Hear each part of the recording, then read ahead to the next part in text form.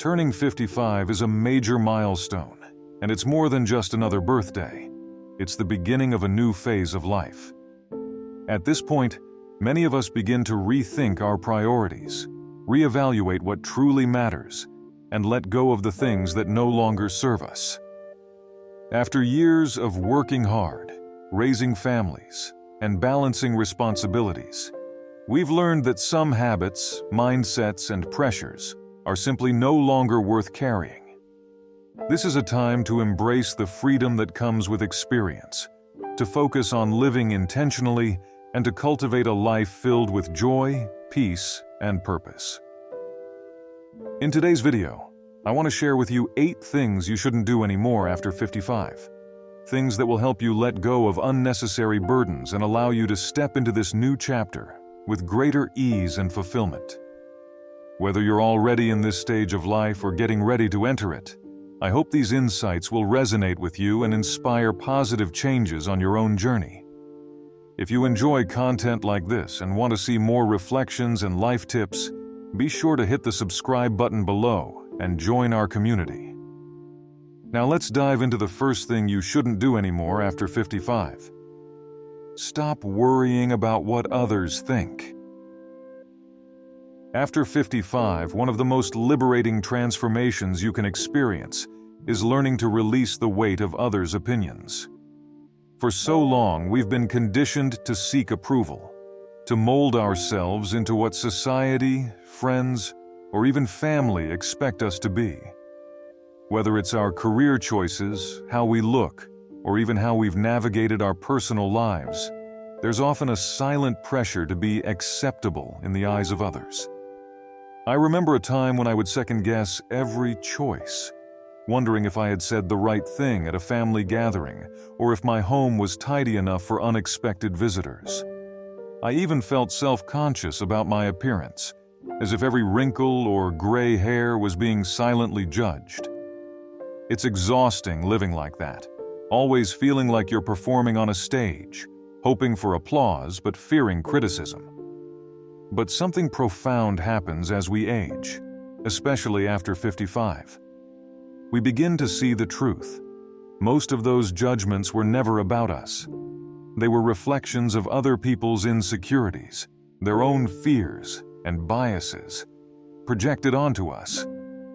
The only person whose approval truly matters is the one you see in the mirror. When you let go of the need to please everyone else, you step into a life of true authenticity.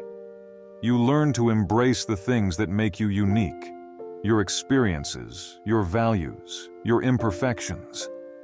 Instead of shaping your life to fit someone else's vision, you get to shape it in a way that aligns with your deepest desires and inner peace. Imagine how freeing it feels to stand firm in your own truth.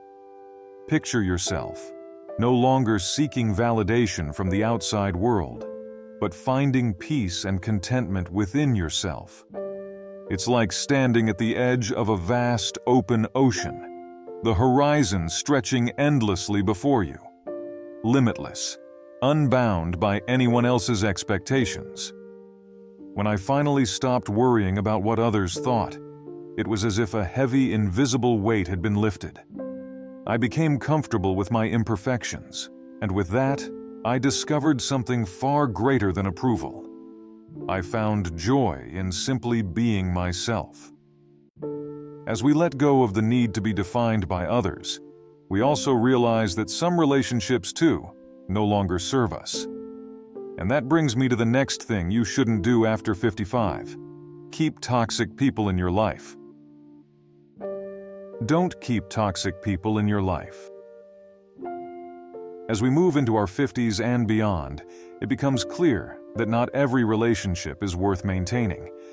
In our younger years, we often feel obligated to keep certain people in our lives, whether they bring us joy or constantly drain our energy. Maybe it's out of habit, maybe out of a sense of duty, or maybe we've convinced ourselves that it's just the way things are. But after 55, the time has come to rethink this mindset. I vividly recall a friendship that spanned years, a person I had known since my 20s. While there were good memories, the later years were filled with criticism and negativity. Every conversation seemed to turn into a complaint or an unkind remark, and I found myself feeling smaller and more drained after every encounter. Yet, I stayed in the friendship out of loyalty, even though deep down, I knew it was no longer serving me. By the time I reached my mid-50s, something shifted. I realized that I didn't need to tolerate relationships that brought constant stress, anxiety, or tension. I learned that it's okay to distance yourself from people who do not respect your emotional well-being. Life is too short to allow toxic individuals to have a seat at your table. Think of it like clearing space in your life. When you let go of toxic relationships, you create room for healthier, more positive connections to flourish. It's not about cutting people out with anger, but about prioritizing your own peace. You deserve to surround yourself with people who lift you up, who bring light and warmth into your life, rather than those who dim your spark. After 55, your energy is precious. You've spent decades navigating the complexities of relationships, and by now, you know what feels right for you and what doesn't. There's no shame in stepping away from relationships that no longer align with your sense of peace or joy. It's about making room for kindness, for understanding, for love. As we clear the space around us, we also learn to clear the space within us, letting go of the expectations that weigh us down. This brings us to the third thing you shouldn't do after 55: holding on to unrealistic expectations of others. Let go of unrealistic expectations of others. Throughout much of our lives, we tend to hold on to certain expectations about how others should behave, how they should treat us, and how they should live their own lives. We expect friends to always be there in the way we imagine, or family members to behave according to our values and standards. And when they don't, we often feel disappointed, frustrated, or even hurt. I used to hold on to expectations tightly, especially with those closest to me. I believed that because I would show up for people in a certain way, they should do the same for me. But life doesn't always work like that. There were countless moments when I felt let down, when someone didn't react the way I hoped, didn't offer the support I thought I deserved, or didn't live up to the role I had placed them in. Those feelings of disappointment weighed heavily on me, leaving me frustrated and resentful. But after 55, something changes. You begin to understand that people are who they are, each shaped by their own experiences, values, and limitations. They may not behave the way you want them to, not because they don't care, but because they are walking their own path. Holding on to rigid expectations only sets us up for disappointment. I've learned to let go of the need to control how others act or what they say. This doesn't mean I tolerate mistreatment or unhealthy behaviors, but it does mean I've stopped trying to mold others to fit my image of what they should be.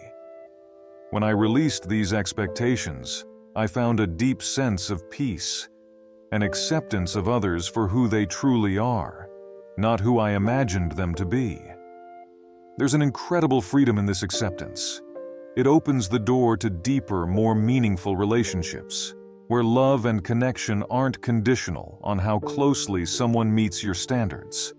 Instead of waiting for others to live up to your expectations, you allow them to simply be, flaws and all. And in doing so, you release yourself from the emotional burden of feeling constantly let down. Just as we learn to release others from our expectations, we can also learn to simplify the expectations we place on ourselves by letting go of complex, overwhelming goals. Let's move on to the next thing you shouldn't do after 55: overcomplicating your goals. Simplify your goals. In our younger years, many of us thrived on the pursuit of ambitious, complex goals. We mapped out long-term plans, plotted career paths, and set lofty aspirations for the future. Success was often measured by how much we achieved and how quickly we could move from one milestone to the next. Spreadsheets, vision boards, and detailed plans dominated our lives. But after 55, a powerful shift happens. One where we realize that not every goal needs to be grand or far-reaching. Sometimes the most meaningful goals are the simplest ones.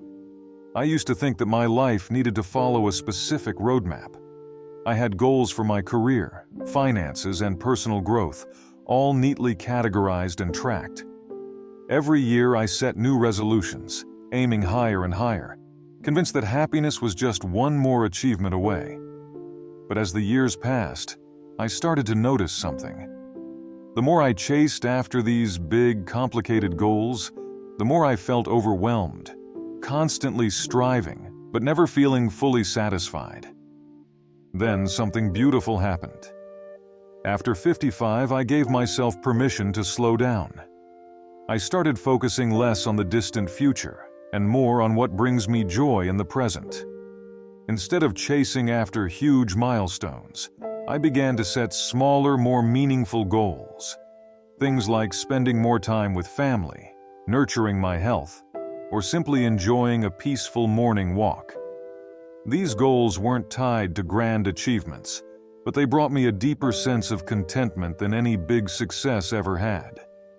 There's a certain beauty in simplicity. It allows us to breathe, to enjoy life in the moment, rather than always focusing on what's next. When you simplify your goals, you take the pressure off yourself to constantly achieve and instead focus on what truly matters. Whether it's nurturing relationships, exploring new hobbies, or caring for your health, these are the goals that bring lasting fulfillment. Think about it. What are the small, immediate things that bring you joy? What goals will enhance your well-being today, not 5 years from now? By simplifying your goals, you allow space for more balance, more peace, and more genuine happiness in your life. As we simplify our goals and embrace the beauty of living in the moment, it's also important to recognize that slowing down doesn't mean we need to fill every moment with busyness. And that leads us to the next thing you shouldn't do after 55. Stop trying to stay busy all the time. Stop trying to stay busy all the time. In the earlier chapters of our lives, many of us fall into the trap of constant busyness. We've been conditioned to believe that our worth is tied to how productive we are, whether at work, at home, or in our social lives. Every hour of the day seems to need filling with tasks, responsibilities, or activities. If we weren't moving, we were somehow failing. But after 55, it becomes clear that this relentless drive to stay busy is not only exhausting but unnecessary. I remember my years of juggling everything: work, family, social obligations. My calendar was always full, and on days when it wasn't, I felt guilty, as if I was wasting time or missing out on something important.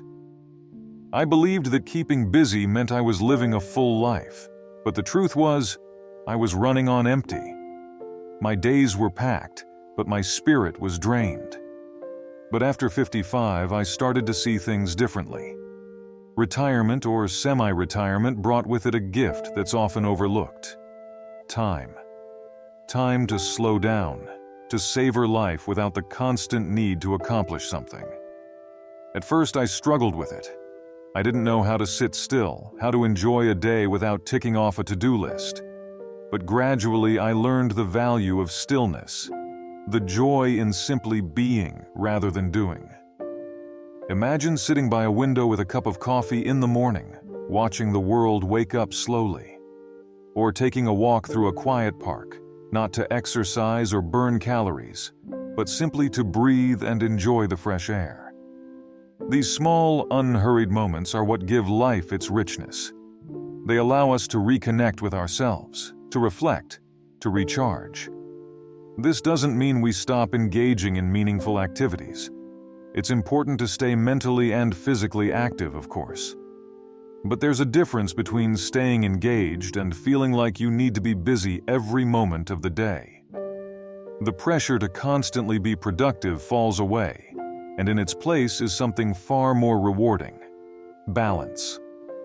Some days you may feel energized and want to tackle a project or explore a new hobby. Other days you may simply want to relax, read a book, or sit quietly with your thoughts. And that's more than okay. After 55, it's time to give yourself permission to embrace the slower pace of life. To recognize that rest is not laziness, but a necessary part of living fully. There is wisdom in knowing when to push forward and when to let go.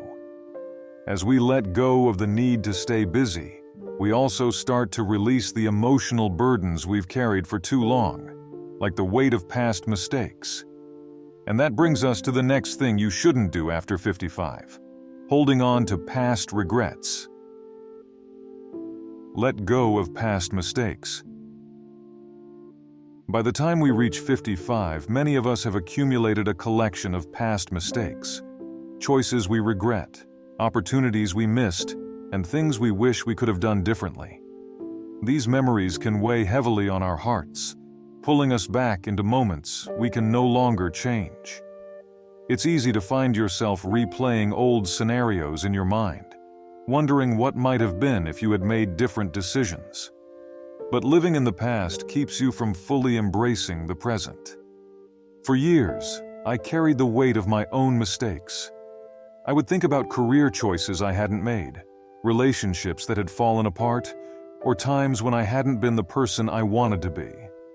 These regrets lingered in the back of my mind, subtly affecting how I saw myself and how I moved forward. But over time, I realized that holding on to these past mistakes was doing more harm than good. It was like carrying a heavy bag on a long journey, one that grew heavier the longer I held on to it. After 55, I learned one of the most important lessons of all. The past cannot be changed, but the way we live today can. I began to let go, piece by piece. I forgave myself for the times I had fallen short, the moments where I hadn't lived up to my own expectations. Instead of seeing my past mistakes as failures, I began to see them as lessons, valuable experiences that shaped who I am today. There's a certain peace that comes with forgiving yourself. It's like setting down that heavy bag, feeling the lightness of moving forward without it. When you release regret, you free yourself to live fully in the present moment, no longer burdened by the weight of things you cannot change. You start to see your life not as a series of missteps, but as a journey that led you to where you are now, a place of wisdom, growth, and acceptance. Think of your past as a story, one that has taught you resilience, compassion, and understanding. Each chapter, even the difficult ones, has brought you closer to the person you are today. By letting go of regret, you make space for joy, for new experiences, and for the life that's still ahead of you. As we free ourselves from the weight of past mistakes, we also begin to realize that we no longer need to live our lives trying to please everyone. And that brings us to the next thing you shouldn't do after 55. Stop trying to please everyone. Stop trying to please everyone. For much of our lives, many of us have been people pleasers. We've spent years shaping our actions, our words, and even our desires to fit what others expect of us, whether it's our families, our friends, or our colleagues. We say yes to things we don't want to do, agree to plans that don't align with our needs, and mold our lives around the demands and expectations of others. But after 55, something important becomes clear. It's impossible to make everyone happy. And more importantly, it's not your job to do so. I used to struggle with this, constantly worrying about how my choices might affect others. I'd say yes when I wanted to say no, just to avoid disappointing someone. I'd adjust my own plans or priorities to make sure others were comfortable or pleased. But at the end of the day, I often felt drained, as though I had sacrificed my own happiness to keep the peace. But something shifted as I entered my 50s. I realized that living my life to please everyone else meant that I wasn't really living for myself. It's not selfish to prioritize your own needs. It's essential. When you stop trying to please everyone, you give yourself permission to live in alignment with your own values, your own desires, and your own sense of purpose. And the truth is, no matter what you do, there will always be someone who isn't satisfied, someone who has an opinion about your choices. But that doesn't mean you have to let their opinions dictate your life. There's an immense sense of freedom in choosing to please yourself first. It doesn't mean you disregard the feelings of others, but it does mean that you stop sacrificing your own well-being for the sake of someone else's approval. After 55, it's time to focus on what brings you joy, fulfillment, and peace. It's time to live your life on your terms. Imagine how it feels to no longer carry the burden of constantly meeting other people's expectations. Picture yourself making decisions based on what feels right for you, not out of fear of disappointing someone, but out of a deep sense of self-awareness and inner peace. When you let go of the need to please everyone, you reclaim your power, your happiness, and your time. This is your life, and after 55, it's time to live it unapologetically. You've spent decades meeting the demands of work, family, and society. Now it's your turn to decide what truly matters. As we learn to live more authentically and on our own terms, it's also crucial to take care of the vessel that carries us through life, our health. But with balance. And that brings us to the next thing you shouldn't do. After 55, neglect your health and well-being. Prioritize your health and well-being, but with balance. As we age, health naturally becomes more of a focus.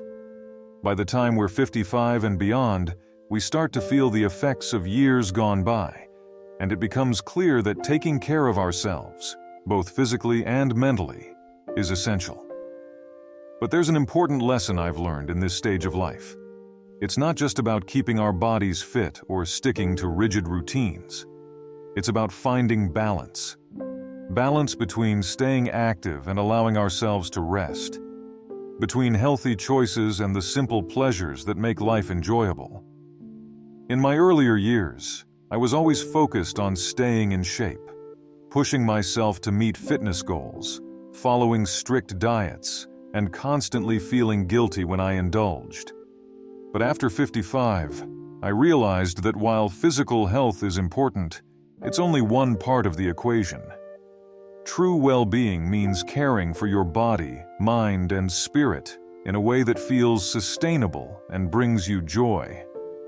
Imagine going for a walk, not to burn calories, but simply because you love the feeling of fresh air on your skin.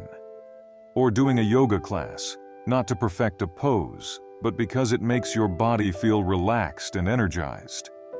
This is the kind of balance that brings long-lasting health. Not just in our bodies, but in our minds and hearts as well.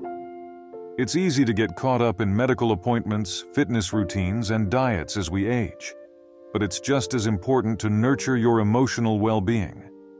Spend time with people who make you smile, engage in hobbies that spark your creativity, and make time for moments of stillness and reflection. Health is not just about how much you can lift or how long you can run. It's about how well you feel within yourself. One thing I've learned is that moderation is key. You don't have to follow a perfect diet or stick to an intense workout regimen. Sometimes it's perfectly fine to indulge in your favorite dessert without guilt, or skip the gym and relax with a good book. After all, at this stage of life, it's about feeling good, not perfect. It's about making choices that keep you active, but also happy and fulfilled. When you prioritize your health and well-being with balance, you create space for a life that is vibrant and enjoyable. You find joy in the little things, a walk in the park, a quiet afternoon with a loved one, or simply a moment of peace. This balance allows you to continue moving forward, strong in both body and mind, and to live each day with purpose and vitality.